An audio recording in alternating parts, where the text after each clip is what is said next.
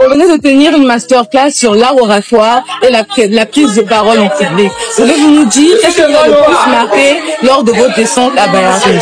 Bayardel, j'ai eu face à moi des étudiants motivés qui ont soif d'apprendre et de renforcer leur capacité en prise de parole, en communication. C'est même ça le principe lorsqu'on est dans une formation académique. Les étudiants ont fait preuve de résilience, ont fait preuve de curiosité. Donc c'est ça qui m'a le plus marqué. La salle était archi-calme du début à la fin. On a eu une formation pratique très interactive et ils ont bien participé. Ce sont les étudiants qui ont embelli et rendu inoubliable ces moments. Pourquoi avez-vous répondu favorablement à l'UFEMCO?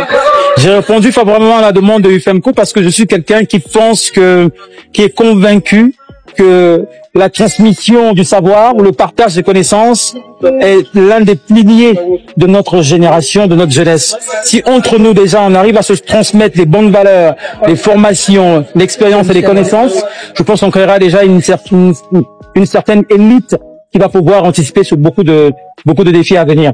Donc voilà, l'UFEMCO est une initiative très belle à louer et Kabbalah Solo, au sein de notre agence de communication Kabbalah Solo, on partage justement ces valeurs de partage, de transmission, de formation. Voilà pourquoi j'ai répondu favorablement à cette formation. Merci beaucoup, madame. En quelques mots, ce que tu veux dire à ces étudiants-là en communication qui souhaiteraient aussi avoir une bonne présentation en série et avoir un art oratoire?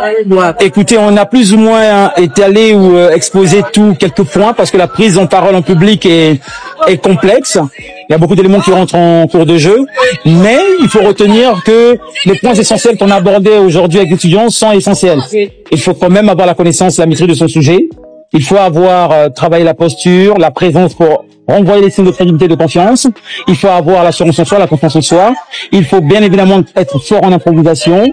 Il faut également maîtriser l'improvisation et tous les exercices qu'on a mis en place pour pouvoir être à l'aise devant les gens, le stress et j'en passe. Je veux dire que, en gros, il faut retenir que il y a la forme et le fond sur la prise de parole en public. La forme, c'est toutes les questions de posture, de présence, et le fond, c'est la structuration de votre message, c'est l'essentiel. On applique qu'il fallait subdiviser son message en 3 temps, donc l'introduction, le développement et la conclusion. Donc ces astuces donnent une bonne formation et font des bonnes bases pour une bonne prise de parole en public.